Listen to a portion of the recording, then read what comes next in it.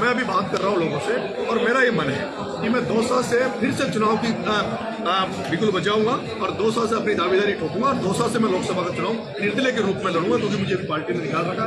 तो मैं निर्दलीय अभी दिसंबर 1 जनवरी के बाद 1 जनवरी से मैं दौसा में सांसद की तैयारी करूंगा।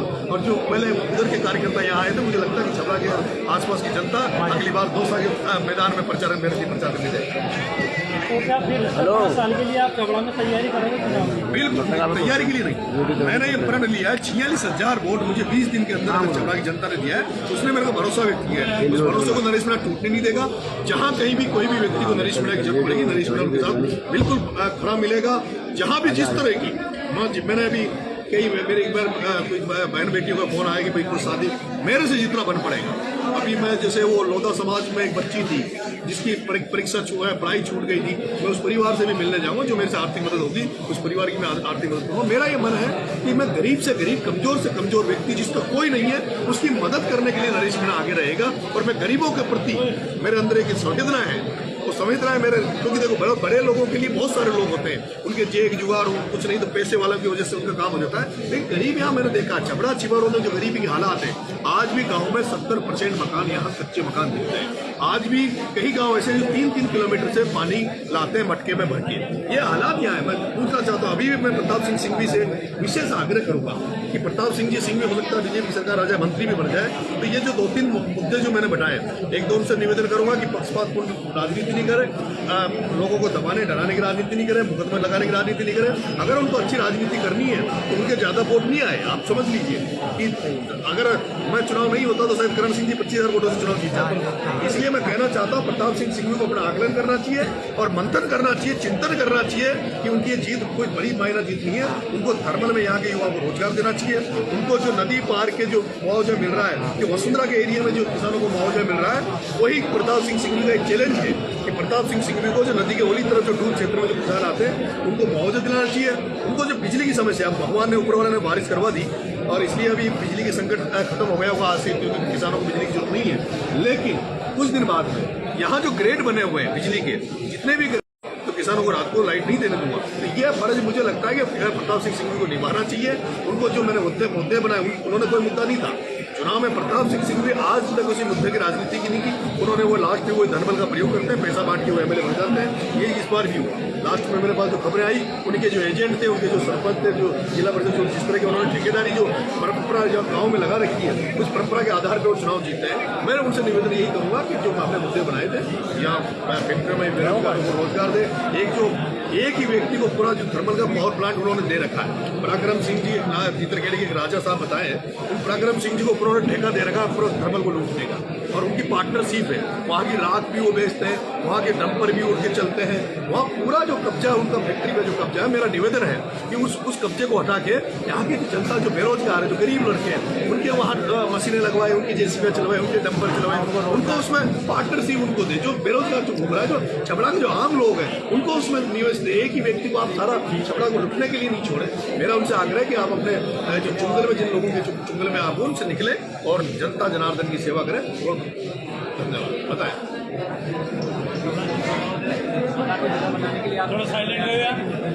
देखिए, छपरा का जिला बनाने का लिए अगर वो पूरा प्रयास हम करेंगे, जब भी मांग होगी उसमें बढ़ चढ़ के मैं भाग लूँगा।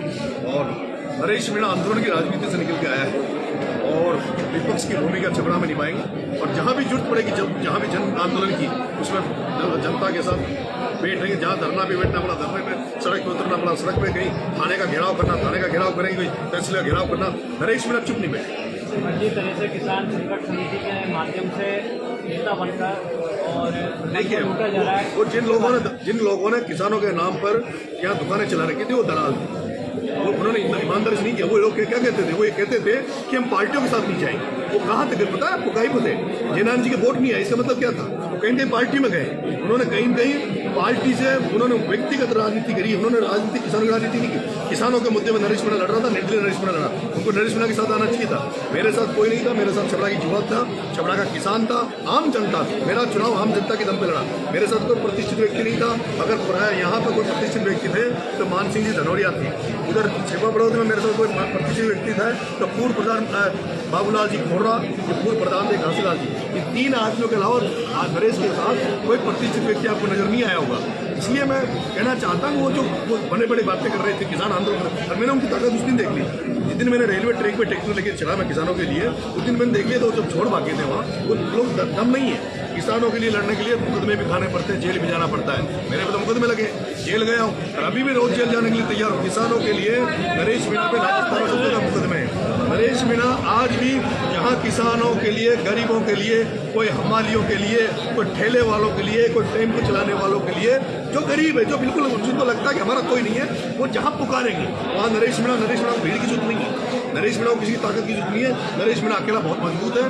मैंने आपको लगता है कि मैं अभी तक उग्र आंदोलन कर रहा हूँ, लेकिन मैंने जयपुर की राजधानी में 2 बार मैंने आमरण अनशन किए और 8-8 दिन तक मैंने आमरण अनशन किया। अगला जो मेरा आंदोलन यहाँ भी होगा वो गांधीवादी विचारधारा से होगा।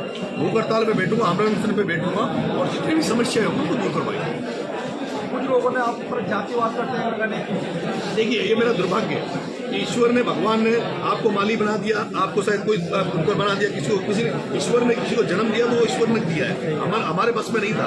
मुझे मीणा के घर में पैदा किया है और ये इसलिए लोगों की धारणा रहती है कि मीणा इस तरह का। मैंने बार बार ये चुनाव में भी कहा कि मैं उस तरह का व्यक्ति नहीं हूँ। मैं एक अच्छे घर में पैदा हुआ हूँ, मैं एक लिटरेट हूँ, मैं एक विश्वविद्यालय से पढ़ के आया हूँ।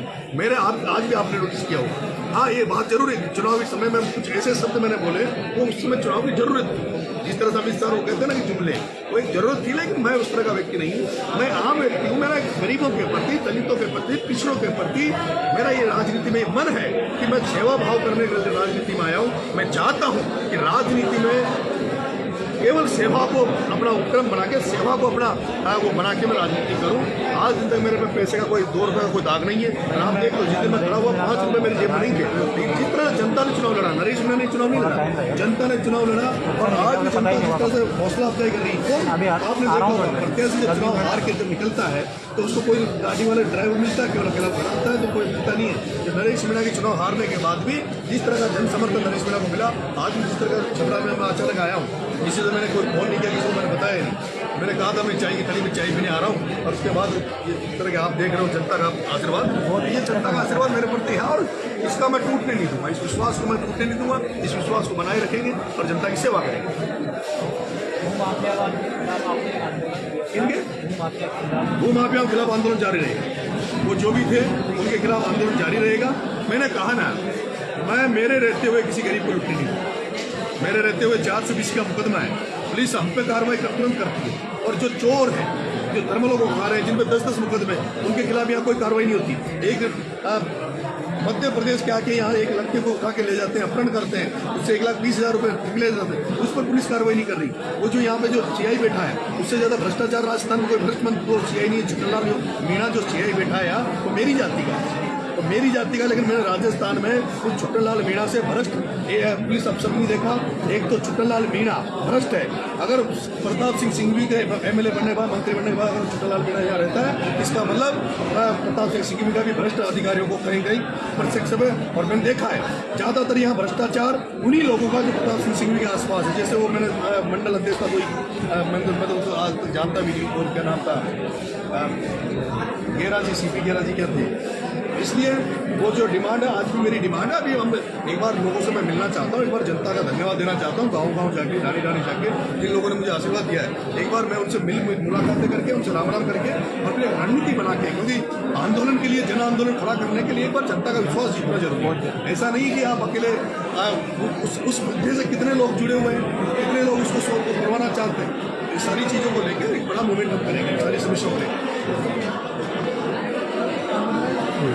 ठीक है सर, धन्यवाद, थैंक यू वेरी मच।